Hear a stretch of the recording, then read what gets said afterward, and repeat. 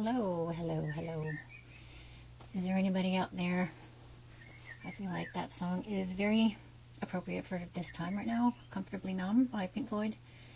It is this liminal space that we are caught in. I feel like a lot of us do have this hopeful vision of what we are embarking on with all of the Pisces energies of maybe it's rose-colored glasses, but it is this like heaven on earth type of feeling, and it's on the serious side with Saturn in the mix. Saturn and Venus and the North Node all kind of speak to this heavy, sobering kind of knowing that something is ending, but also trusting and having the confidence that what is to come will be beyond our imagination. So yeah, I just wanted to mention a couple things that came to mind about a lot of these transits that are happening right now. Right now the moon is in Pisces, the sun is in Taurus, so that's a beautiful aspect. We've got an earthy, warm, sensual Taurus sun and an imaginative, soft, accepting, forgiving Pisces moon. And the Pisces moon is activating all of these planets. The North Node for sure. So the North Node, Saturn, then the North Node, and Venus. And these are the last conjunctions of Saturn and Venus because they are going forward. They do this like third time's a charm kind of pattern when it goes retrograde and then direct again. So it comes into contact with planets or points 3 times. So they cross or they meet up in the normal forward going motion, and then either one of the planets goes retrograde, goes backwards. In this case, both Venus and Saturn were retrograde over the past month or so, roughly, and now they're both direct, and the North Node is in the mix, and Saturn and the North Node met up a few days ago, and then Venus and the North Node met up today at 26 degrees, and then tomorrow Venus and Saturn are conjunct at 27 degrees. And this speaks to like very serious relationships, relationships that have like a weight to them, like a kind of like a gravitas, like a gravity of obligations. And this can be like a warm fuzzy feeling, or it can be like this kind of heavy kind of feeling. This also speaks to endings as well. It can be beginnings or endings. Just a few days ago, right after Easter, Pope Francis passed away. Like this was when Saturn and the North Node became exact. And so there's this acceptance of what is, whether this is a final goodbye or like a serious commitment. So the things that are happening in these days, personally and collectively, we can trust that there is a sustainability to these events, whether it's relationships, also connected to finances. So the financial dealings, could be gifts, it could be debts being paid off, it could be, pretty much anything related to finances, because right now the sun is in Taurus and Venus is the ruler of Taurus. We can trust that these are going to carry on for a while, and these are fated, these are destined, these are either rewards or lessons that we have karmically earned in some way. And this is something that we can look at from, I guess, a cosmic eye view, and seeing how this fits into the grand scheme of things. And it could feel also like the universe is throwing curveballs at us, and whether they are positive experiences or negative experiences related to your finances or relationships, we know that these are going to play into a bigger picture. So it's really easy to feel like, not having the footing or the stability to make a decision. But if we feel into our bodies and feel into, that somatic response, even dreams, divination, those kind of feelings can be trusted, and we just have to go really deep and detach from distractions because we also have this Mars-Pluto opposition, which is actually part of a grand fixed square with the Sun in Taurus, the Sun in Taurus, Mars in Leo, Pluto in Aquarius, and then also Black Moon Wealth in Scorpio. And Mars and Pluto are the rulers of Scorpio. So this is totally connected to the occult. It could be secrets being revealed, taboo information being revealed. And it may be very uncomfortable because these are truths and taboos that force us to face our shadows. You know, this is confrontational energy. And Mars and Pluto being the two malefics who fight for power. Like Mars is more direct and impulsive. It's the ruler of Aries. Be fearless. And Pluto is also powerful and more methodical. And it's more of a, like I've heard Mars being described as the crazy shooter and Pluto being the sniper. So there's more of a pointed, more methodical approach with Pluto. But they are both very powerful. Pluto gets to the bottom of things and really uproots what needs to be disposed of, discarded. So this grand fixed square can stir up mass awakening, and it'll expose powers of abuse, especially drawing attention to what's been distorted. And with Scorpio, this can also be related to other people's resources, other people's money, taxes. And with the Sun in Taurus, this exposes all of the corruption and the mishandling of money, and also justice, since Venus is involved. Venus is also the ruler of Libra, which has everything to do with justice.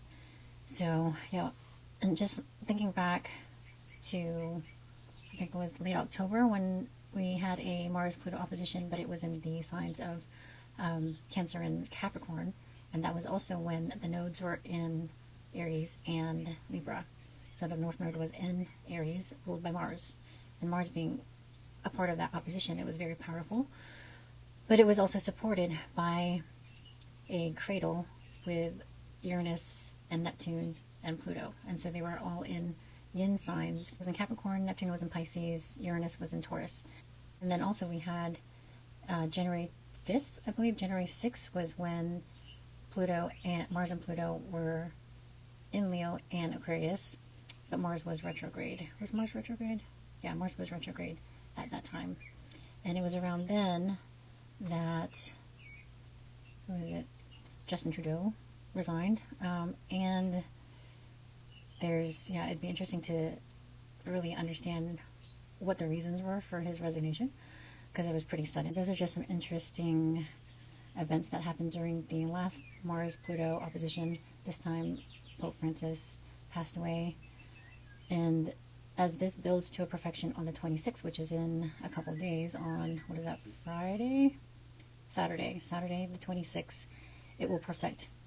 And Venus will also be in a conjunction with Saturn. Also with the Saturn North Node energy is kind of like this double Saturn return kind of energy, where we are really expected to mature and apply more discernment with our emotions, with our energy. And with the moon currently in Pisces, this is probably going to have us feeling, a little bit more serious, more somber, quiet, withdrawn, overwhelmed. And it's because of this overwhelm, with all of this energy being stirred up and having to process all of this information, this new information, and these cosmic curveballs, it can be energetically draining. So we do want to honor our energetic levels. And with the Sun in Taurus, this is very supportive of that.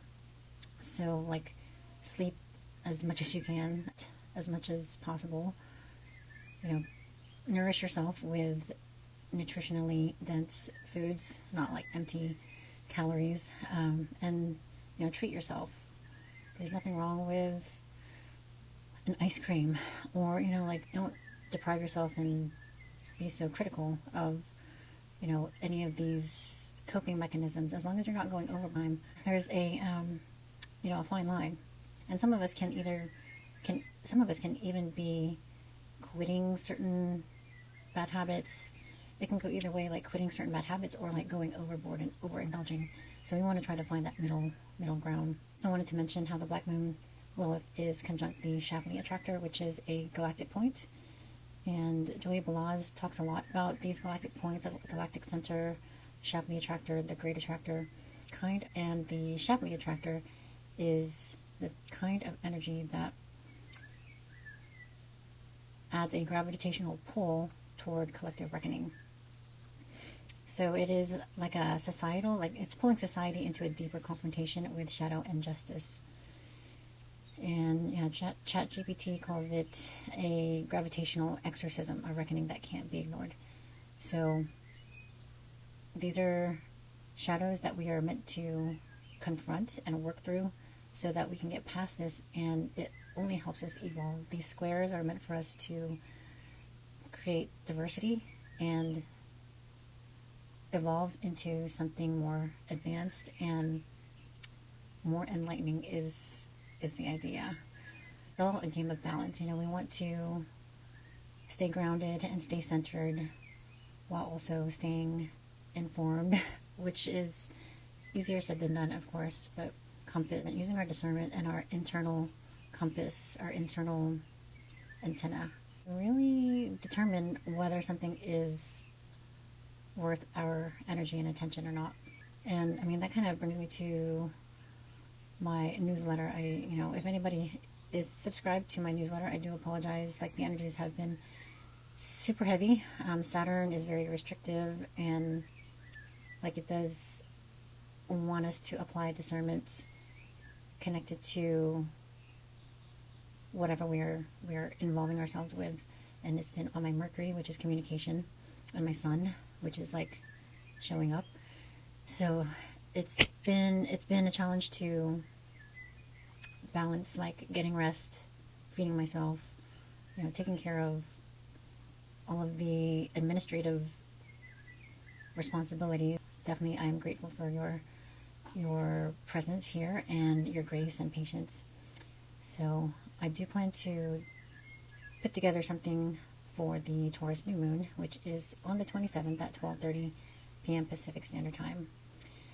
And we will have passed the grand fixed square, so the planets will be separating from that square. The valve will have loosened a little bit, because right now it's like this boiling point, like when you're cooking something and you have the lid on and the water starts to bubble up, and you either have to turn down the temperature or remove the lid or take some sort of action so that the pressure can be released.